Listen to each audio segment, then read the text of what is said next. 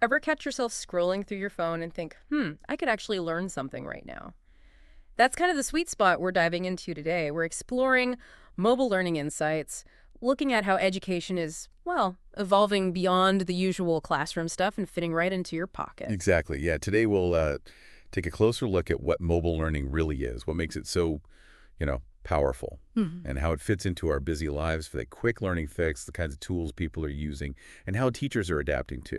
Right. We'll also touch on the challenges, definitely, and its role in lifelong learning, reaching people everywhere, and that big question, could it ever replace traditional schools? Okay. Our aim is really just to give you a clear picture of this exciting field, highlight what's most interesting and useful for you. Okay, let's unpack this then. So when we talk about mobile learning today, what does that actually look like in practice?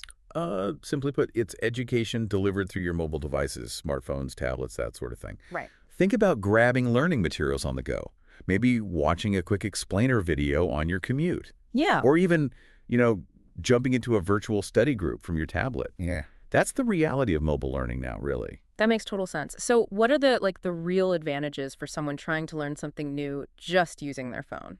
Well, the big wins are definitely flexibility and accessibility. I mean, you can learn whenever, wherever it fits your schedule. Uh-huh. It really breaks down those old barriers of time and place. And crucially, mobile learning can be tailored. It can be personalized to your needs, letting you learn at your own pace, focus on what matters to you. And it feels like this is where microlearning fits in, right? Those short bursts of learning we keep hearing about. How do mobile platforms actually make that work? Oh yeah, they're a perfect match.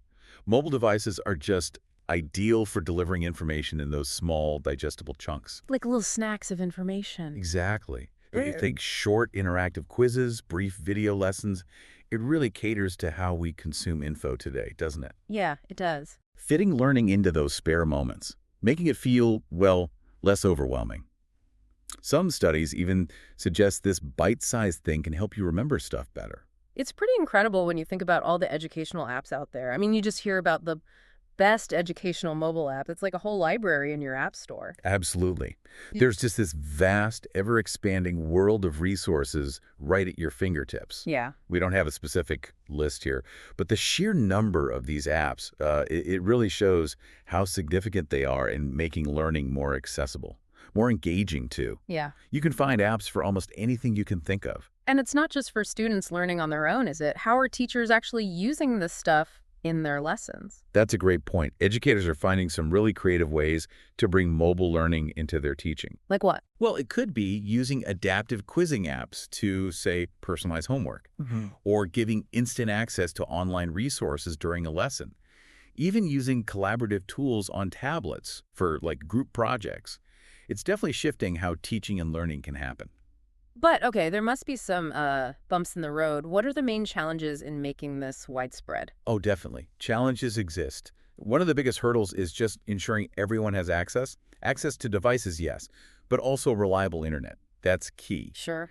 And digital literacy is another big one. Both teachers and learners need to feel comfortable and, confident using these technologies well. Right. Now, looking beyond like formal school, how does mobile learning fit into that idea of just wanting to keep learning throughout life?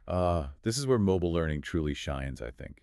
These tools are perfect for supporting that continuous learning journey. How so? Whether you want to pick up a new skill for your job or explore a personal passion or just stay current in your field, your phone or tablet gives you a super convenient, accessible way to do that. Anytime, anywhere. But it's not just about like shrinking a textbook onto a screen, is it? What makes for good mobile learning design? Exactly right. No, effective mobile learning needs thoughtful design. That means making sure the interface is easy to use on a small screen, obviously, Yeah. that the content is formatted properly for a mobile viewing, and that there are elements of interactivity, things to keep learners engaged. Makes sense. And when we zoom out, look at the big picture globally, how might mobile learning change who gets access to education? This is potentially revolutionary, Mm. really. Mobile learning has this amazing power to reach learners in underserved communities. It breaks down geographical barriers, offers educational opportunities to people who might not get them otherwise. Wow. It's a pretty significant step towards, greater educational equity worldwide. Okay, so the million-dollar question then. With all these advantages, could we ever see a day where, like, Traditional classrooms just disappear entirely, all mobile. Hmm. Based on what we're seeing now, it's probably more likely that mobile learning will uh, complement traditional teaching, not replace it completely. Uh, I mean, while it offers incredible flexibility, that in-person interaction, the collaborative environment, the whole social aspect of a physical classroom, yeah. that still offers immense value. Right. I can't quite replicate that. Not entirely, no. So the ideal scenario is likely a blend, a mix of both approaches. So wrapping up, the key takeaway seems to be that mobile learning offers some really exciting possibilities, learning that's flexible, accessible, and can support us throughout our lives.